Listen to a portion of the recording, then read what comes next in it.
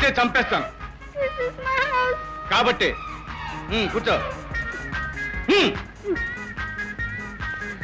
హ్యాపీనా? అక్కర్లేదు.